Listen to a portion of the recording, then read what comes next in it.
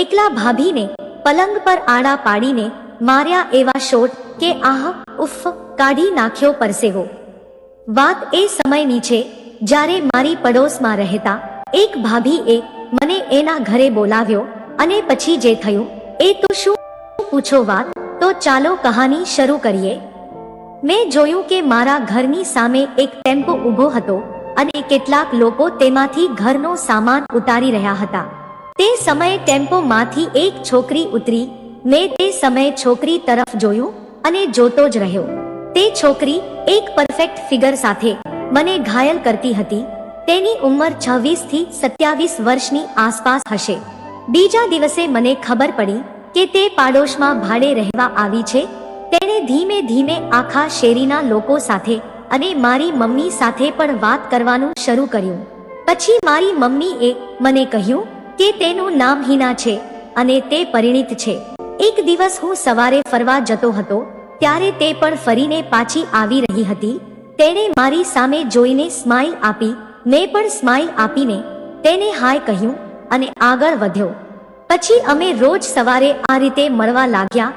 એક રવિવારે તે તેની બાલ્કનીમાં આવી હતી અને હું પણ મારી બાલ્કનીમાં ઊભો હતો. અમે એકબીજાને હાય કહ્યું અને અમે બંને એકબીજા સાથે વાત કરવા લાગ્યા. તેણે જણાવ્યું કે તે જોબ કરે છે. વાતચીત પરથી મને ખબર પડી કે તેની ઓફિસ પણ મારી ઓફિસની નજીક જ છે. લાંબા સમય સુધી તેની સાથે વાત ચાલતી રહી. પછી તેણે મારો નંબર લીધો અને અમે બંને અંદર ગયા. ફોન નંબર મળ્યા પછી અમે બંને એકબીજાને મેસેજ કરવા લાગ્યા.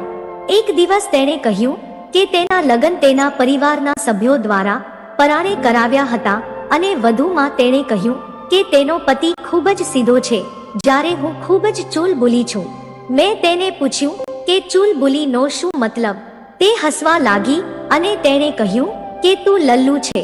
હું તેના શબ્દો પર હસી પડ્યો અને મને એનો મતલબ સમજાઈ ગયો. હવે અમે બંને એકદમ ખુલીને વાત કરવા લાગ્યા હતા.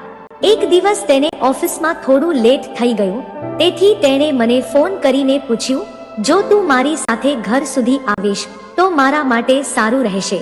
હું પણ ઓફિસેથી જતો હતો એટલે મેં પણ તેને હા પાડી. હું તેની ઓફિસ પાસે પહોંચ્યો અને તેને ફોન કર્યો.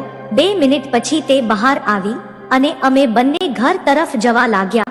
રસ્તામાં અમે બંને વાતો કરવા લાગ્યા. પછી અચાનક એક સમય એવો આવ્યો જ્યારે અમે બંને એકબીજાને જોતા જ રહી ગયા પણ કશું બોલ્યા નહીં.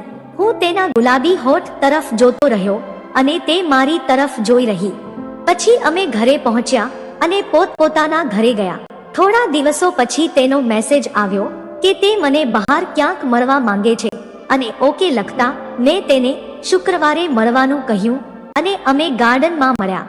ગાર્ડનમાં મળ્યા પછી તેણે મને કહ્યું, મને તમારી સાથે વાત કરવી ગમે છે અને હું તમારી સાથે એકલામાં થોડો સમય વિતાવવા માંગતી હતી. હું તેની આ વાત સમજી ગયો પણ શરૂઆત એમની પાસે કરાવવા માંગતો હતો. તેથી મેં કહ્યું, આજે અમારી પાસે ઘણો સમય છે, ચાલો ક્યાંક ફરવા જઈએ. તેણે ના પાડી અને કહ્યું, હું બીજે ક્યાંય ન જઈ શકું. જો કોઈ તેને જોઈ લેશે તો અમારા બંને માટે મુશ્કેલી થશે. પછી તેણે કહ્યું, સાંજે જમીને ઘરે આવજે, આપણે બંને વાતો કરીશું. અને જ્યારે હું જમીને એના ઘરે ગયો તો એને જોતો રહી ગયો અને પછી આગળ શું થયું એ હું તમને બીજા ભાગમાં જણાવીશ.